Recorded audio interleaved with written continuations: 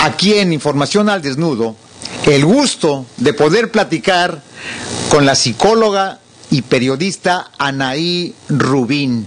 Ella es una persona enterada que conoce a dedillo lo que está sucediendo en Argentina, especialmente ahora que pasaron las elecciones y en donde las encuestas daban como favorito ganador al candidato Scioli, el candidato oficialista, pero que la realidad trajo un fuerte portazo al oficialismo kirchnerista. Simplemente terminó a 2.50 de Macri, el derechista, y por eso me da un gusto saludarte, Anaí, desde aquí, desde Información al Desnudo. Muy buenas noches. ¿Qué tal? ¿Cómo estás? Buenas noches. Anaí, me gustaría saber cuál es tu comentario respecto a lo que tenemos ahora en Argentina, especialmente dentro del contexto geopolítico sudamericano. Bueno, sí, como dijiste, la verdad que fue una sorpresa para todos, lo que apoyamos este proyecto nacional y popular, que Scioli haya ganado solamente 2 puntos, pero bueno, el 22 es la segunda vuelta, el balotaje, y yo creo que va a ganar porque todas las fuerzas populares lo están apoyando. Sería tremendo que gane Mauricio Macri, que es, como dijiste, el candidato de la derecha conservadora, y además si cae Argentina, esto tiene que ver con políticas de Estados Unidos en contra de los gobiernos populares de Latinoamérica. O sea, está pasando lo mismo con Dilma, intentaron hacer lo mismo en Ecuador, con Correa. Está, la lucha tremenda en Venezuela. Lo lograron con Lugo en Paraguay, en Honduras. O sea, esto no. Y si cae Argentina va a ser tremendo, no solamente por el pueblo argentino, sino por todo el contexto latinoamericano. Pero bueno, en 12 años de proyecto, con la inclusión de 6 millones de trabajadores, la creación de 20 universidades populares nuevas, 2.000 escuelas, con la asignación universal por hijo, se esperaba realmente que tenga más aceptación que Scioli ganara por más de 7 o 8 puntos. Pero también hay que ver la lucha contra las corporaciones del diario Clarín, que son 400 medios que estaban durante 12 años acechando al gobierno de Néstor primero y de Cristina después. Hay varias razones, sería muy largo de explicar, pero bueno, vamos a esperar hasta el 22 a ver qué pasa, ¿no? Anaí, se habla mucho de que sea quien sea el ganador, será muy difícil de uno y otro lado, si gana Macri o gana Scioli, porque el Parlamento quedó dividido. Aparte que el oficialismo pues perdió Córdoba, no está en Mendoza y también perdió Santa Fe, o cuando menos están gobernados por personajes que son anti-Cristina Kirchner. Sí, pero la mayoría del Congreso es que va a ser kirchnerista, ¿eh? Sí, bueno, pero no va a tener la mayoría absoluta. Bueno, sí, es verdad, pero las provincias que mencionás, por ejemplo, en Córdoba, el gobernador, que es Schiaretti, pertenece al peronismo y seguramente ahora en la segunda vuelta va a apoyar a Scioli. En Santa Fe lo maneja el socialismo y no creo que el socialismo apoye a Macri. Así que, bueno, está por verse. Hoy había una movilización popular en toda Argentina apoyando, ¿no?, a Scioli. Es verdad que Scioli no le va a ser fácil, solo porque tiene que reemplazar ni nada más ni nada menos que el carisma, la personalidad de Cristina Kirchner, pero tiene el apoyo de todos los sindicatos, de todas las fuerzas progresistas del país. Y además la gente no se va a dejar sacar, digamos, todas las asignaciones, todo lo bueno que recibió en este año. Un país que en el año 2000 la gente salía a cartonear por las calles. Ahora, viste, ha tenido muchos logros el pueblo. Como te dije, 6 millones de puestos de trabajo, la mayoría de la gente puede viajar. Bueno, y si viene la derecha, todo lo que pasó en 12 años lo van a barrer en una hora. Entonces yo creo que la gente está empezando inclusive gente que yo estaba viendo declaraciones de gente que viene de la ultraizquierda o gente que no estaba muy a favor de este proyecto, pero entre Scioli y Macri obviamente van a votar a Scioli. Es muy claro, digamos, lo que se está jugando. Las consignas son o patria o colonia, entonces no hay nada que quede en el medio.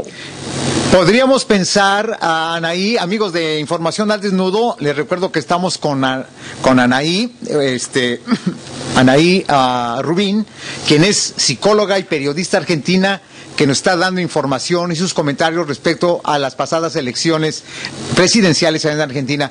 ¿Podríamos decir, Anaí, que si ganase Macri tendríamos la segunda etapa del menemismo, con una privatización más profunda, en reformas que realmente dejarían y quitarían todo lo que ganó la clase trabajadora? No, exactamente, y es peor. Yo creo que va a ser mucho peor que el menemismo. ¿Por qué? Porque Argentina tiene una industrialización, le dio lugar a las compañías pequeñas y a las más grandes. Entraría toda la importación de nuevo y fundiría toda la industria. Y entonces sería el viejo sueño de la oligarquía argentina, una patria agrícola y ganadera. O sea, un país de 40 millones quedaría en manos, sería para favorecer a 2 millones, como mucho. Los demás volverían a la calle a pedir limosna o a engrosar las villas de emergencia. Eso es lo que mucha gente, clase media, que ha logrado muchas cosas ahora. También, porque también habría que hablar un poco acá de lo que decía Carlos Marx, no sé si te suena, con la lucha de clases, ¿no? La clase media que ha tenido muchos logros, piensa que son ricos. Y piensa, como dijo Cristina el otro día en la charla, digamos, que hizo en el Congreso, piensa que todos estos logros son para siempre. Y no son para siempre. La derecha te los saca en un día. Y eso lo creo que tiene que quedar claro, ¿no? No sé si estará escuchando a un argentino en este momento indeciso. Que acá no se juega una cosa muy simple. Se juega el futuro, el retroceso a 30 años o 40 años. Todo lo que se hizo, toda la industrialización y todo lo que se logró, se sale y volver a un retroceso, bueno, a los 90, como países como Colombia, como Perú, como México, ¿no? Aliados a Estados Unidos.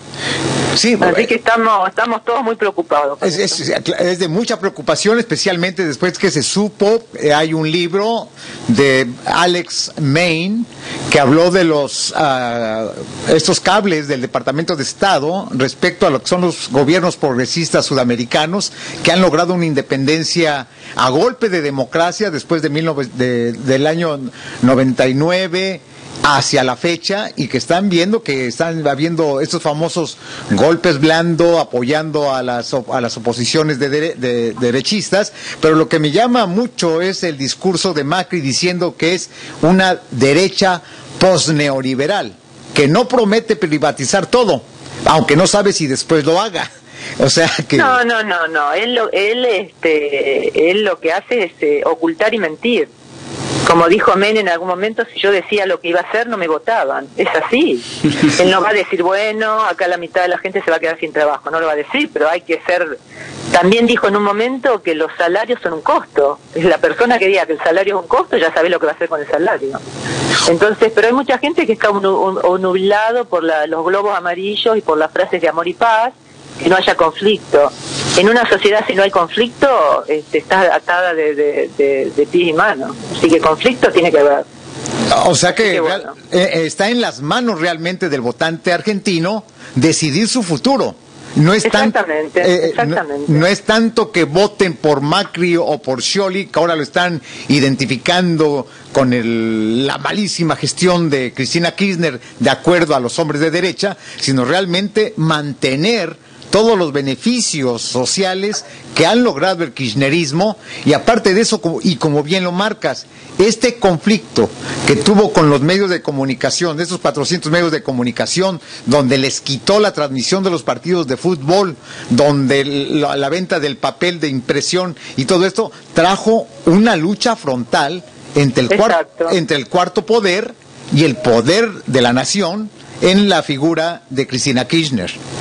Exacto, así es. Así que bueno, espero que podamos hablar después del 22 y que el pueblo haya elegido lo mejor para sí mismo, que es Scioli. Pues, Anaí Rubín, ha sido un honor para Información al Desnudo tenerte aquí al aire, darnos a conocer lo que está sucediendo realmente atrás y bambalinas de lo que no sale muchas veces publicado en los medios de comunicación masivo, especialmente en este país, que hay que buscarlo en otros lados. Y esperemos contar nuevamente con tu presencia después del día 22 y estar celebrando el triunfo, cuando menos, de un continuismo que ayude a la clase más necesitada. Te repito, ha sido un honor y te doy las gracias desde lo más profundo de mi corazón. Bueno, todo el grupo un gusto para todos ustedes, ¿eh? Muchas gracias, Anaí. Amigos de Información al Desnudo, escucharon ustedes a Anaí Rubín, psicóloga y periodista, sobre lo que está sucediendo en Argentina. Y si eso le pasa a un gran país como Argentina, imagínense nada más lo que puede pasar en Centroamérica, en países con democracias muy endebles, muy tibias y frágiles. Ahí mejor ni hablamos. Vamos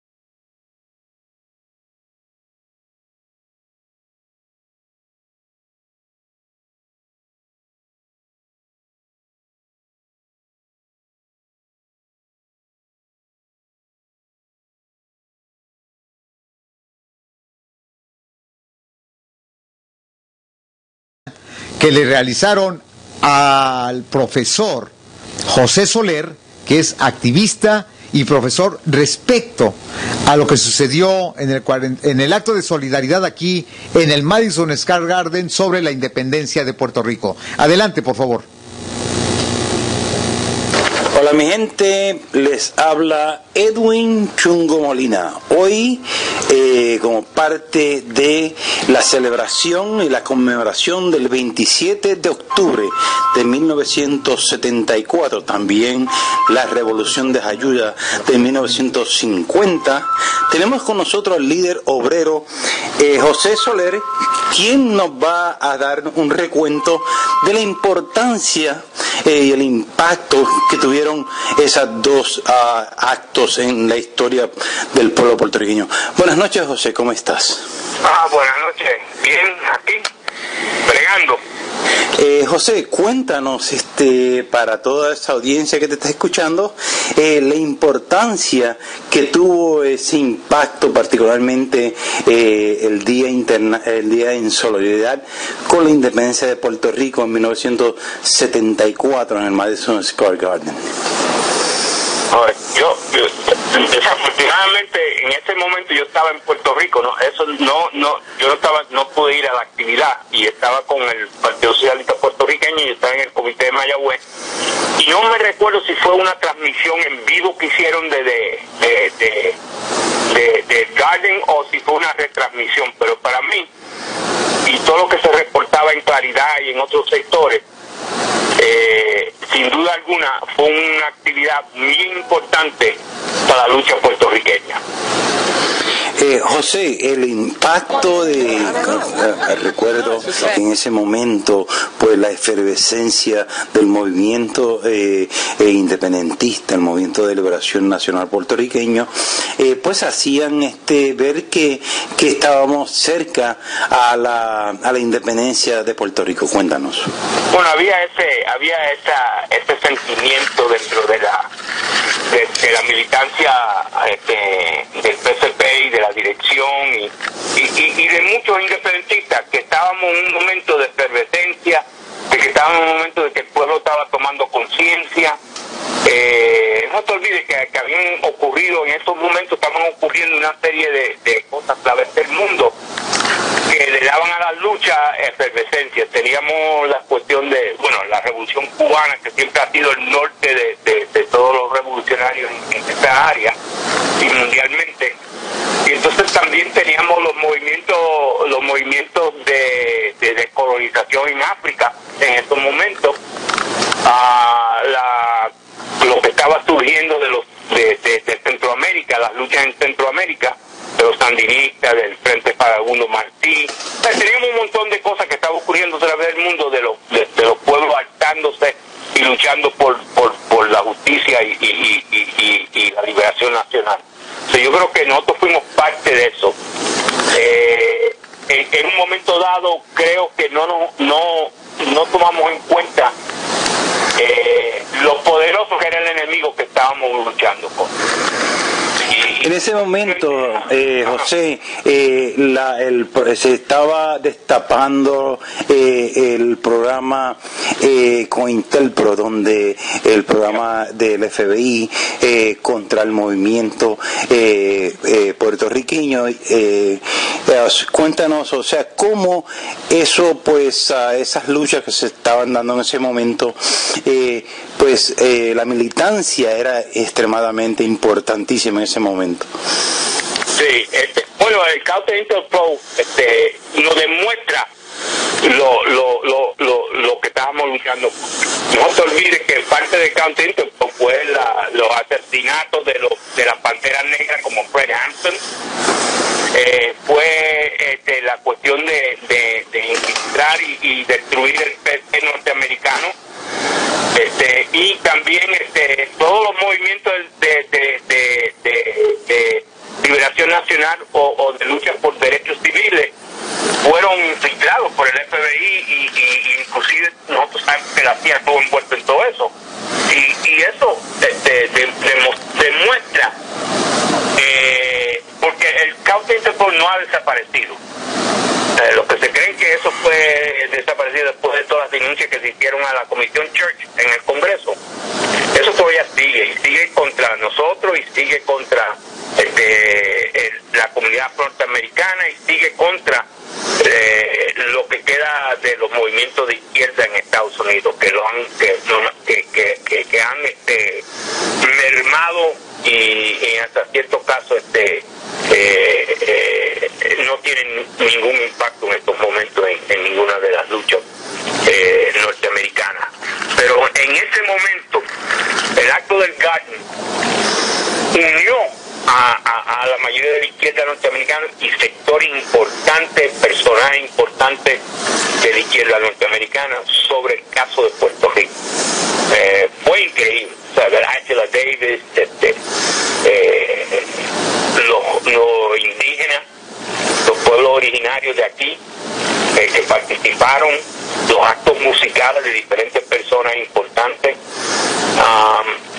Y fue una actividad, yo creo que bien importante, que entró dentro de esta euforia que había y aportó a la cuestión de que estábamos cerca a resolver el caso nuestro colonial. José, pero eso, o sea, que eso fue también el inicio, esta era del 74 al 75, también fue el inicio de la contrarrevolución norteamericana contra los grupos de izquierda. No te olvides que los últimos movimientos de liberación nacional que triunfaron fueron en África y los sandinistas. Pero después de eso fue una lucha brutal contra todos esos grupos.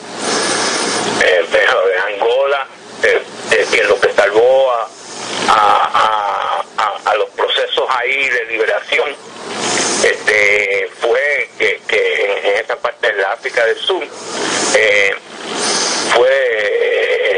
fueron los cubanos, obviamente, pero en esos momentos ¿qué hicieron? Asesinaron a Lumumba, asesinaron a un montón de dirigentes revolucionarios en esta parte del mundo. Amílcar Cabral fue una figura increíblemente importante en la cuestión de la lucha de liberación nacional a nivel mundial. También estaba la guerra de Vietnam, no te olvides. Sí, también a José, quiero recordarle a nuestro público que están sintonizando por Información al Desnudo. Tenemos con nosotros al profesor y líder obrero José Soler desde Massachusetts. José, cuéntame el impacto de la figura de Juan Maribraz y Feliberto Ojeda en ese movimiento independentista en esos tiempos. Juan, yo creo que se convierte en el dirigente independentista de mayor importancia, y eso sin tirarle nada a Rubén Berrío, que también estaba envuelto en el autor, de que se dan los movimientos contra la Marina y todo eso cogen auge en esos momentos también. Pero Juan fue uno de los líderes independentistas más importantes de esa era. Contribuyó con el PSP y los militantes del PSP y los compañeros que participaron en este tipo de trabajo a que el caso de Puerto Rico se reviviera a nivel internacional, con los no alineados, con la Revolución Cubana, el trabajo que se hizo con ellos. Juan fue un dirigente de importancia tremenda en ese sentido, hasta su muerte. O sea, Juan tenía una capacidad de análisis, una capacidad increíble. Filiberto Ojeda es el otro dirigente de mayor importancia en el siglo XX y el principio del siglo XXI que vemos en la historia del movimiento independentista puertorriqueño. Yo creo que los dos contribuyeron a la lucha independentista de diversas maneras, pero contribuyeron grandemente en términos de agrupar fuerzas, de proyectar la lucha puertorriqueña y de darle diferentes características de fuerza a la la lucha puertorriqueña. Yo creo que eso no se puede discutir. José, después de toda esa efervescencia de lucha sindical, política, revolucionaria, inclusive hasta la lucha armada, pues entonces entramos después a un retroceso de todo ese movimiento independentista y allá a partir de lo... La mano de un maestro. Va por la frente como si fuera por la vida y hace suyos los muertos que va guardando en las venas. El maestro rural va más lejos, se apresura las manos, las aferra, las empuña. Mano, en medio luchamos. El movimiento continúa. La sección 9 convoca un mitin y desconoce a los falsos representantes. Otón Salazar lleva la dirección. Es abril de 1958. La SEP le cierra sus puertas y los maestros van al Zócalo. Son agredidos por los granaderos. Es la primera vez.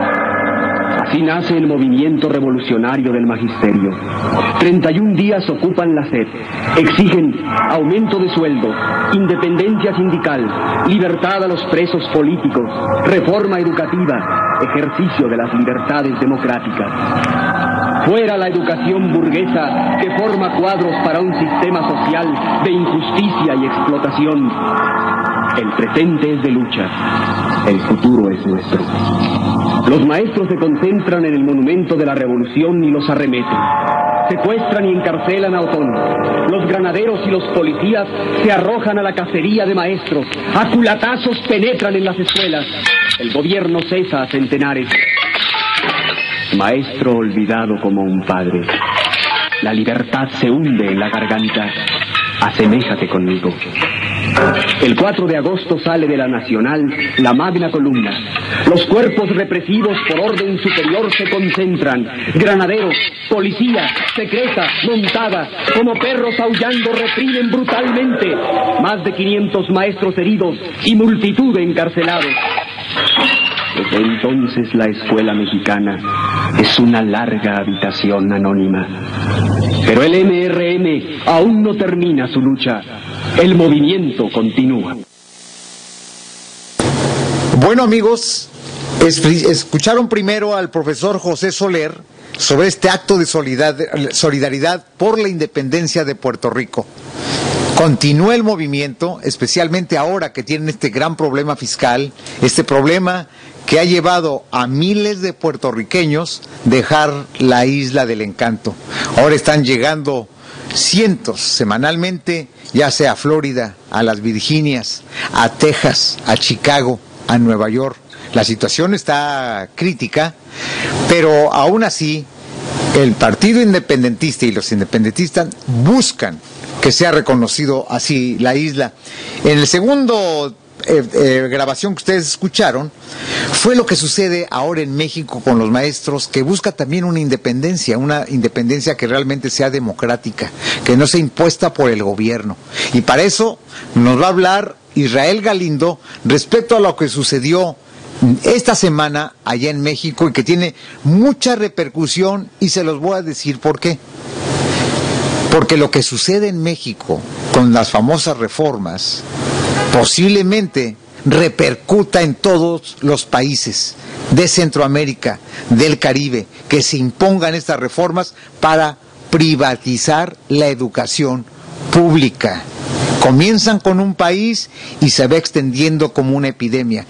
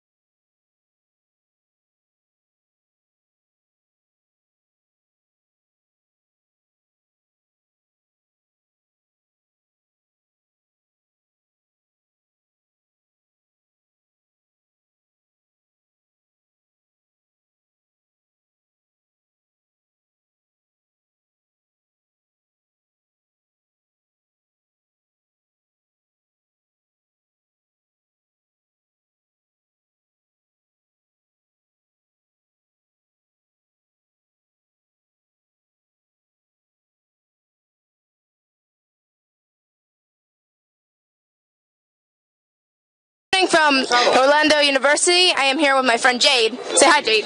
Hi. And we're interviewing Nelson Dennis. Hey, I don't know. It's like I never did an interview before. It's like we're gonna ask you some questions, Nelson. Sure. Okay. My first question is like, do you have a favorite form of study in education? A favorite way that I study? Yeah, like a favorite form in education, like history. Like, are you interested in history? It changes. For a while, it was science and physics, and the interaction of physics and religion almost in a sort of a new age. When my mom passed away 7 or 8 years ago, I just read feverishly. I mean, a lot, like dozens of books. History has an endless fascination because there's always loops and little subtexts and little connections that you didn't expect. And if it happens to be a personal history, as my writing this book, War Against All Puerto Ricans, I had family members that knew Albizu Campos, and also I had some very direct sources of information, the FBI files that were declassified just a few years ago. So to have thousands of those pages, plus the stories from my family, made it very personal. So that kind of history really fascinates me. Okay, Jade, your first question? So I've read about a summary of your book, and it explains the main character of Albizu Campos and who he is. Now tell me, why was he imprisoned in the first place? That's let me ask you a question, and it's an honest question. How long should these answers be? A minute, half a minute, or what do you need? Because for each question? No, each question. So each question, like a minute? Okay. Because that's a great question, and there's levels of meaning to it. He was technically in jail for the same thing that Oscar Lopez Rivera is in jail for right now. Oscar Lopez Rivera is the longest-standing political prisoner in the United States. He's been in jail for 34 years for allegedly committing seditious conspiracy against the United States to overthrow the government of the United States. That you could draw a truck through that language. When I speak today, I will technically be engaging in seditious conspiracy against the United States. I could go to jail too. That was what they ended up on. First of all, they circumvented double jeopardy by having two trials, and it's unclear how you can have two trials for the same matter when you had the hung jury for the first trial. They tried to get him on allegations of violence and weapons possession and instigating people to riot, incitement to riot, but that wasn't the case. What he finally went to jail for was supposedly conspiring to overthrow the United States. But the real reason that he came under the gun was because he headed an island-wide agricultural strike in 1934 and 35 that resulted in doubling the sugarcane workers' wages from 7.5 cents an hour to 15 cents an hour, $1.50 for a 10-hour workday. So $1.50 times 5, it's $7.50, and if they work 6 days, then $9 a week. That doesn't seem like much, but it was a difference between starving and not for a lot of families in Puerto Rico. And Wall Street, the same ones that have these hedge funds that own this Puerto Rico debt, that are looking right now to grab up pieces of Puerto Rico, those same sort of Wall Street interests were the ones that deeply resented Albizu Campos leading this island-wide agricultural strike. And it was them that was behind Albizu Campos going to jail. In my experience, politics is generally a conflict of interests disguised as a conflict of principles. And so they disguised this whole thing as a constitutional matter and overthrowing the United States, but it was actually that Albizu Campos had won this strike and had cost them money. And it is my firm belief that that's why he went to jail for 25 years, because the United States did not want to financially afford someone like Albizu Campos hurting them in the pocket. I see. Okay, that's my second question, and my father requested this. Will you please explain to the audience who you are? Me? Mm-hmm. You see the kind of questions that? Yes, these existential questions with multiple layers. Unfortunately, you asked the question that I'm utterly incapable of answering. I guess I'm a work in progress. I'm a lawyer, and I was in politics for 4 years. I served in the New York State Assembly.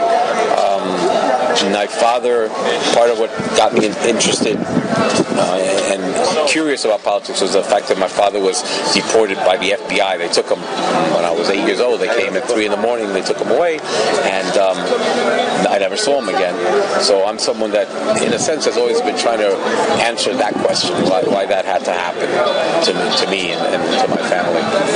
And so I'm just a curious person that studied a lot and made a decision that there was a piece of knowledge, a little piece that had to do with my history that hadn't been told. And so I've had the honor of putting a book on the bookshelf that I think belonged there, that I didn't see, and now we have it.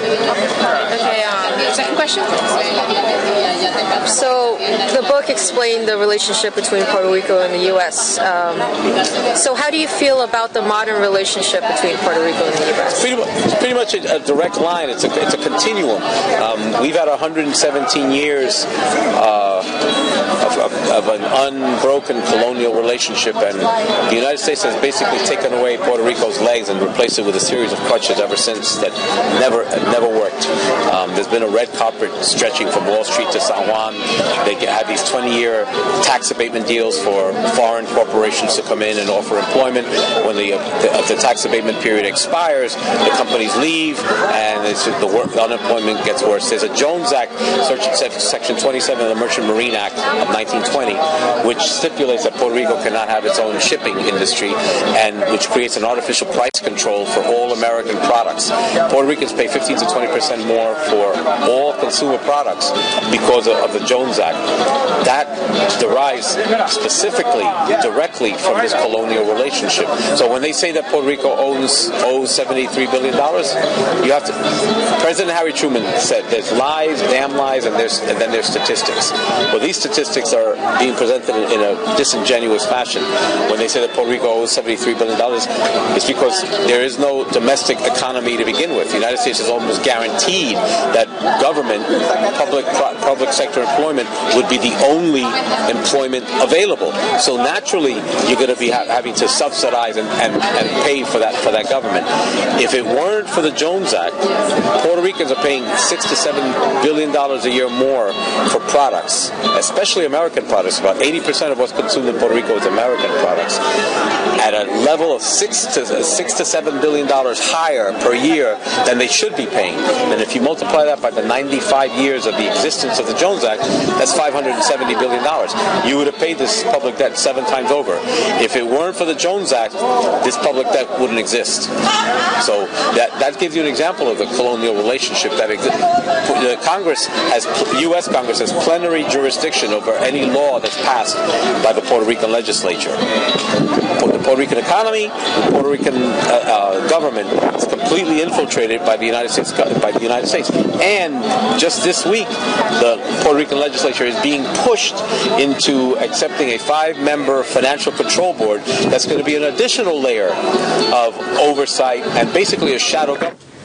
Bueno, mis queridos amigos de Información al Desnudo, estábamos escuchando a Nelson Denis, ex asambleísta neoyorquino de origen puertorriqueño que acaba de publicar este libro que se llama Guerra contra todos los puertorriqueños.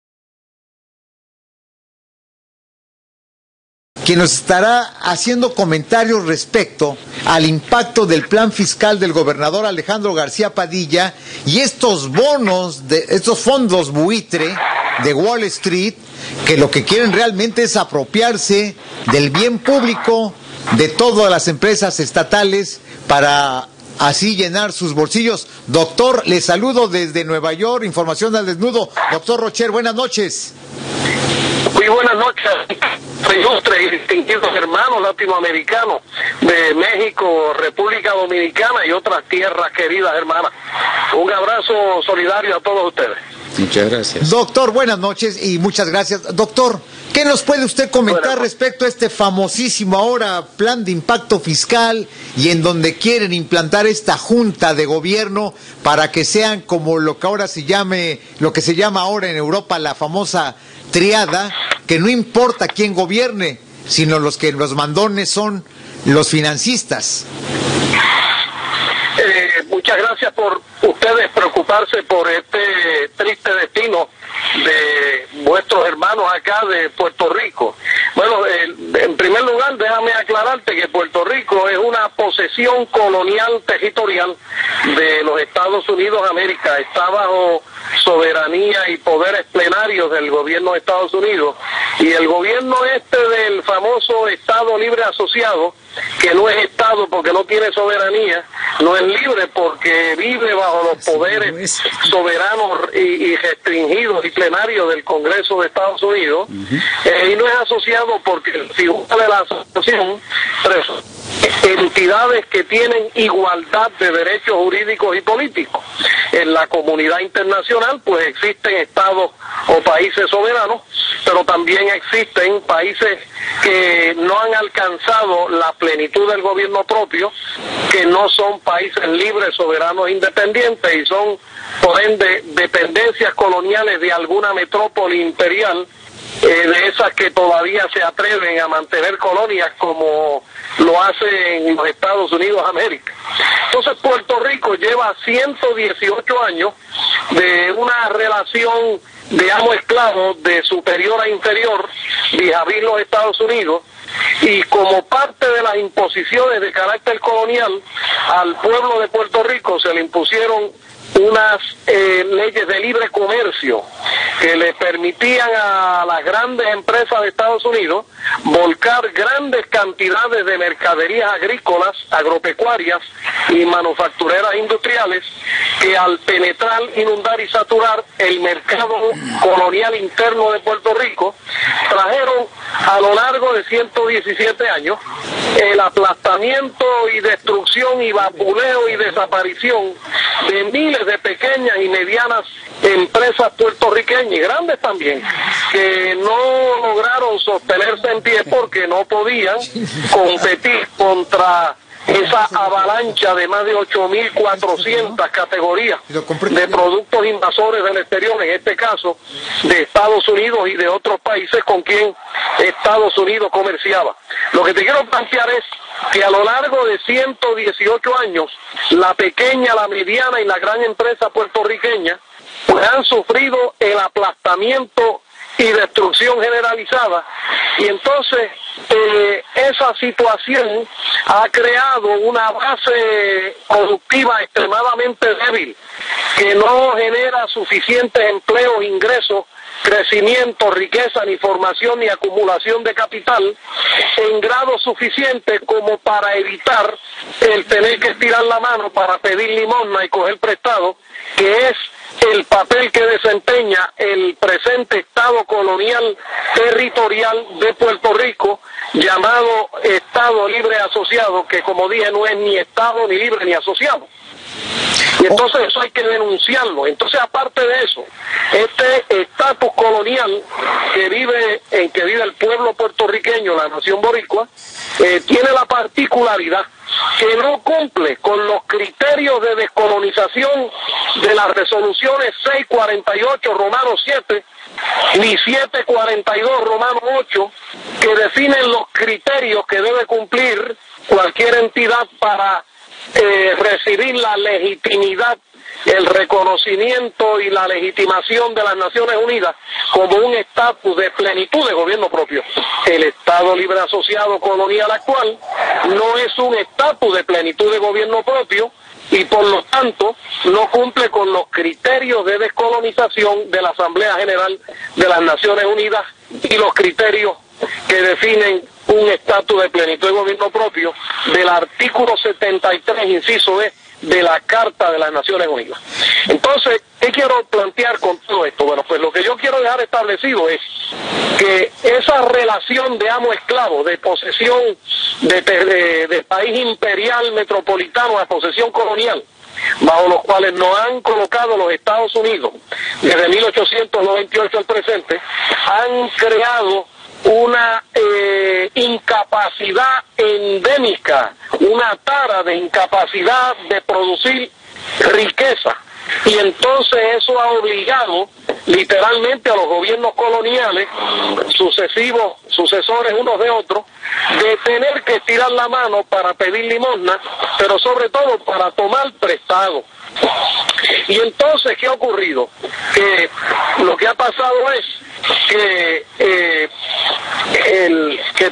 los gobiernos coloniales puertorriqueños, al tener que estar haciendo o emitiendo series de bonos, el gobierno colonial se ha endeudado de manera cada vez creciente y más progresiva, y esto ha degenerado en una situación en que no se generan suficientes ingresos en las actividades del sector privado agrícola, del sector privado agropecuario y del sector privado industrial, y entonces el gobierno colonial puertorriqueño, al igual que los demás gobiernos coloniales anteriores, ninguno ha podido generar suficiente ingreso con que poder pagar los préstamos. Un momentito.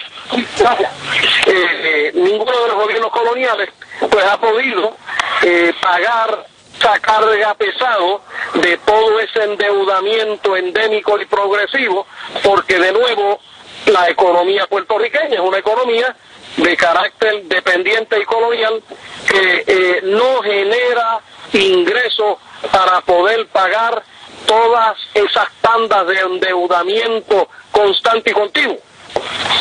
Y entonces la culpa y la responsabilidad de esta situación terrible, insostenible, la tiene el Congreso de los Estados Unidos con esa relación económica de superior a inferior, de amo-esclavo, bajo la cual nos ha colocado desde 1898, y cuando se le pregunta a los partidos coloniales qué opinan sobre esta situación, lo que dicen es bien, gracias, muy bien, gracias. Y no tienen soluciones, no tienen verdaderas alternativas para que el pueblo puertorriqueño pueda salir de esta situación humillante en la que se encuentra en el presente. Doctor Rochet, tengo una pregunta. El Partido Independentista, ¿qué papel juega en estos momentos ante la situación que vive la población en Puerto Rico? ¿Por qué el puertorriqueño no ha votado a favor de la independencia? Repíteme de nuevo esa parte que no te escuché bien.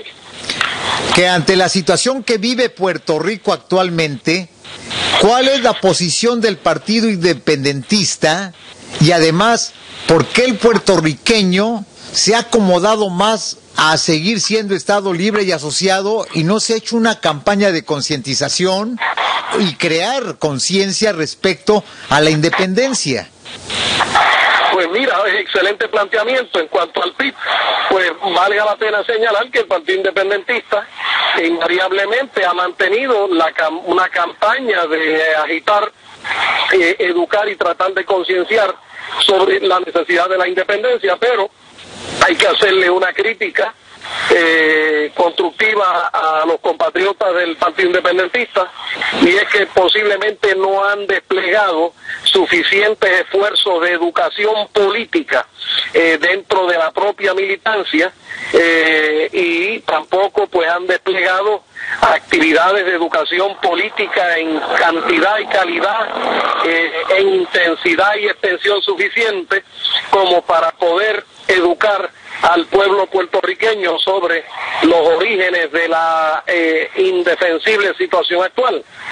Entonces, por otra parte, hay que señalar que el sistema escolar y universitario puertorriqueño no tiene currículos suficientemente adecuados como para que los puertorriqueños que entran y salen del sistema educativo universitario puedan realmente tomar conciencia sobre la causa y origen de sus problemas, de sus graves problemas históricos, económicos y nacionales. Así que tenemos un problema gigantesco de pedagogía política que desplegar ante la masa del pueblo puertorriqueño para que logre entender cuál es la raíz de los problemas económicos y sociales graves que lo tienen aquejado hasta el presente. Pues, doctor, esperamos, las cosas están desarrollando de manera muy puntual en las campañas políticas norteamericanas de los dos partidos, y conforme se acerquen más las fechas de las votaciones primarias, se estará hablando más sobre qué hacer y cómo hacer para sacar de este hoyo financiero a Puerto Rico.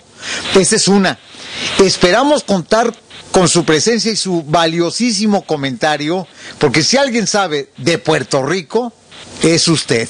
Y por lo tanto... Muchas gracias al querido hermano latinoamericano que me hace ese inmerecido honor y reconocimiento. Y desde Nueva York e Información al Desnudo, le quiero agradecer su participación esta noche respecto a lo que es Puerto Rico y que nos dé luz. Esa es la realidad, que nos dé luz, porque la situación sí se ve complicada, no caótica, pero sí complicada, y como usted dice, la zanahoria y el garrote y el amo y esclavo, simple y sencillamente el esclavo siguiendo las órdenes de quien tiene en la mano el látigo. Mientras tanto, veremos qué sucede, cuál es la posición que vaya tomando el gobernador, el gobernador García Padilla, y cuál es la junta, si es que piensan poner esta junta, y quiénes serán los integrantes. Y ahí, mientras tanto, no me queda más que restarle y darle las gracias por su participación y su gentileza de estar siempre con nosotros cuando necesitamos información benigna y fidedigna de lo que pasa en Puerto Rico. Muchas gracias y muy buenas noches, doctor Rochet. De parte de este abogado y doctor en historia y economista puertorriqueño, mis más sinceras gracias al hermano mexicano y otros hermanos latinoamericanos que tienen esa grandeza de alma y espíritu de expresar apoyo y solidaridad con sus sufridos hermanos bajo esclavitud colonial aquí desde esta tierra irredenta, esta tierra de Puerto Rico. Un abrazo y muchas gracias a ustedes. Buenas noches.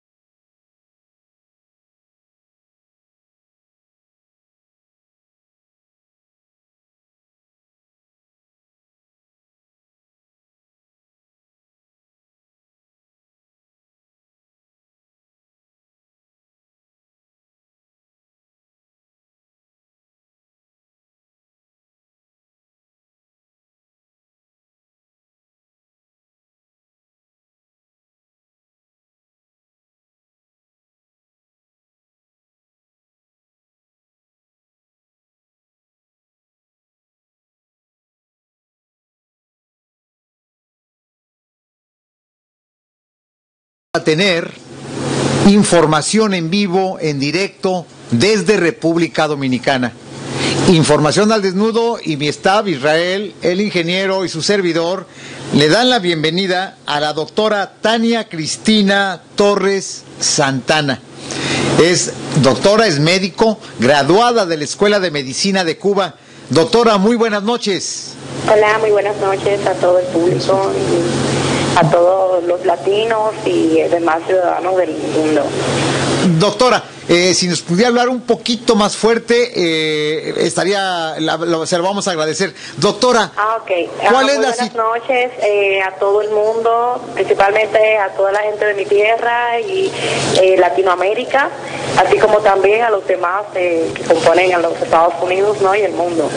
Doctora, ¿cuál es la situación actual en el sector salud de República Dominicana? Lamentablemente cabe destacar que debido a la desorganización que hay a nivel de todo el país, nuestro sector salud está prácticamente crítico, ya que no cuenta con una política adecuada para enfrentarse a las posibles emergencias que entre las que se encuentra ahora mismo la epidemia del dengue, ¿no? Entonces, lamentablemente, por eso sufren la mayoría de los ciudadanos y eso se puede reflejar en las pérdidas de vida que tenemos a diario. Doctora Torres Santana, este problema que usted ve en el sector salud de desorganización, ¿es nada más desorganización o hay también diría que hay poca voluntad política de parte del gobierno? Pero generalmente la mayoría de los políticos solamente reflejan sus intereses, solamente destacan los posibles beneficios que puedan tener el pueblo cuando quieren obtener sus beneficios, es decir, obtener algún cargo político en particular. Eso lo hemos vivido lamentablemente año tras año y es algo que perjudica bastante a nuestra sociedad, que hoy es cada vez más empobrecida y no tiene al alcance una salud o un servicio digno de medicina. Doctor, el año pasado, alrededor de estas fechas, el dengue había cobrado la vida de 59 personas el año pasado, aunque por muerte epidémica eran ya 2.994 para noviembre de 2014. Este año, cuando menos, en lo que es esta enfermedad del dengue, la cifra ha duplicado. Exactamente. ¿Qué está haciendo? Lamentablemente, cada día vamos reflejados que no solamente hay una desorganización, sino también falta de la voluntad de tanto políticos como a nivel de todos del personal de salud de nuestro país. Porque el dengue, como ya lo conocemos, es una enfermedad viral que año tras año afecta a todos los países, no solamente, principalmente a los del trópico, ¿no? Pero ya es algo que se ha extendido a nivel mundial, que está afectando a todo el mundo, ¿no? Entonces, ¿qué sucede? Que si hubiésemos tenido una política de promoción adecuada para evitar que se dé este virus, principalmente los brotes que se dan del mosquito Aedes aegypti o el Albopictus, pero principalmente el Aedes aegypti, que es el que se da en nuestros lugares, hubiésemos podido por lo menos tener más control sobre estos casos. Pero lamentablemente no hay política adecuada de promoción de salud, no hay una buena educación para la salud de toda la población y por ende los daños son catastróficos. Me está usted diciendo que no existe una planeación, porque esto no es el primer año que hay fallecimientos por el dengue. Año con año viene. Cada año que tenemos miles de víctimas, que son por lo menos son las contables, ¿no? Las que están estadísticamente estipuladas, pero hay casos que todavía se desconocen, que son muertes por dengue, y sin embargo aún no se había llegado al diagnóstico. Es decir, que conocidos solamente tenemos esa cifra. ¿Hay alguna organización internacional como Cruz Roja o Médicos Sin Fronteras que esté trabajando con ustedes? Bueno, hasta el momento momento nuestro país, lamentablemente, los políticos rechazan toda clase de ese tipo de ayuda. ¿Por qué? Porque piensan que eso refleja nuestra debilidad en nuestro sistema de salud. Entonces, al no admitir que hay un déficit en ese sistema, no quieren que otros intervengan en él y entonces nos vemos afectados todos acá. Entonces, prácticamente es para vivir de la apariencia de que hay un buen sistema, prácticamente una política sólida y que se ocupa de los beneficios del pueblo, siendo lo contrario, exactamente.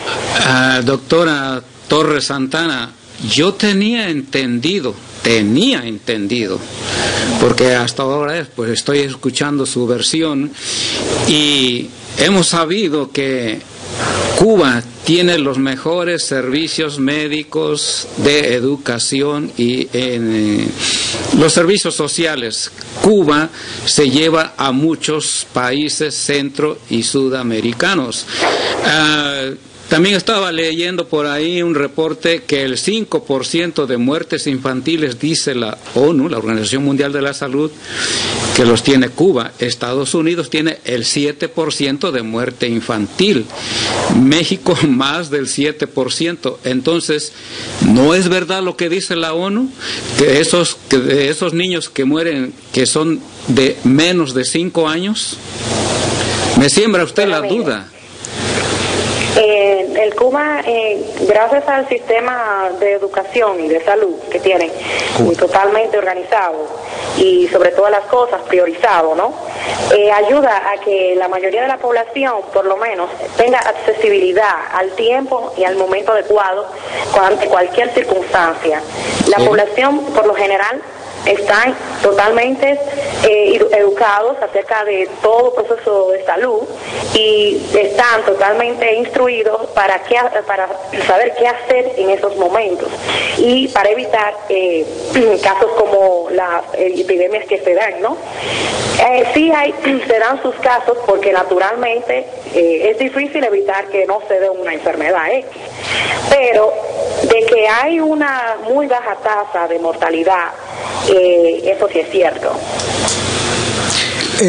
Doctora, si el gobierno no permite que organismos internacionales como Médicos Sin Fronteras, Caritas, Cruz Roja pueda intervenir ante un caso de una epidemia, y como usted dice, se ha globalizado, hay más y más países que están mostrando personas con esta enfermedad, ¿qué espera la población de sus gobernantes?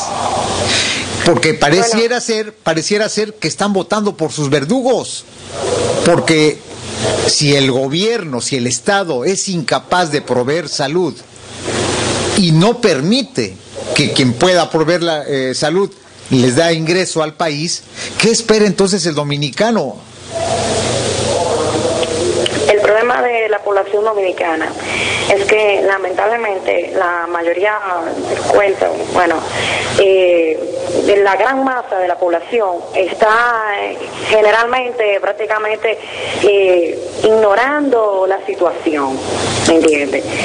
Realmente todo se sabe que el problema principal es a nivel político, por la falta de disposición del gobierno para enfrentar todos estos casos, pero todo el mundo sabe y busca ventajas por sí mismo, no se enfrentan de manera adecuada a situaciones sociales que nos afectan a todos.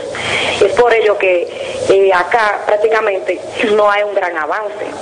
Es decir, que si no es de no tener una adecuada, un organismo adecuado o una vía adecuada que le impulse más o menos a la población cierta habilidad, pienso que prácticamente sería algo imposible, ¿me entiendes? Porque la mayoría dentro de nuestra población, lamentablemente, hay un gran número de personas que no tienen ¿cómo le digo? No tienen una preparación adecuada, no tienen una educación adecuada de qué es lo que está ocurriendo en este momento, y realmente esto también significa que es un pueblo desarmado. pues como dice, ¿no? La educación es prácticamente la llave de conocimiento, y así también nos da la habilidad, la posibilidad de luchar por lo que queremos. Es que tomando en cuenta, como usted nos dice, que el gobierno cubano prioriza para la población los servicios médicos, cuando menos los más básicos. En este caso, en República Dominicana, el gobierno no da paso sin guarache, no da paso sin chancleta, sino saca provecho propio para un puesto o para otro, o por casos de corrupción. Porque el no tener la infraestructura, tienen los hospitales, porque los tienen. Pero entonces lo que sucede es que falta de planeación y una falta de protocolo, porque no es del primer año que existen muertes por este dengue, sino es frecuente escuchar que en República Dominicana hay personas que mueren por esta epidemia del dengue, y el año pasado o 2 años atrás el chikungunya. Ahora estamos viendo que regresa el dengue. Y les digo esto porque cuando llegan acá los políticos dominicanos, sean presidentes o representantes de algún partido, vienen como los salvadores de la comunidad. Vienen a decir que allá están de maravilla. Y allá, cuando regresan al país, se dan los baños de que los recibieron aquí como verdaderos ídolos del rock, donde la gente casi les regala sus almas por lo también que están llevando las riendas del país en todos los sectores. Exactamente. Entonces, yo voy a iniciar un movimiento con usted, doctora Torres Santana, usted que se graduó de la Escuela de Medicina de Cuba, para que encabece el Ministerio de Salud allá en República Dominicana, teniendo en cuenta que Cuba, en todo el hemisferio occidental, es de los primeros sectores del nivel más alto, tomando en cuenta que está viviendo un bloqueo, teniendo en cuenta que vive un embargo, que no tiene fondos, pero que la industria y que lo que es la investigación en medicina está mucho más avanzada, más que otros países que se dicen de primer nivel o que van en vías de desarrollo ya muy cercano a Estados Unidos. Doctora, ¿con qué cerramos esta participación?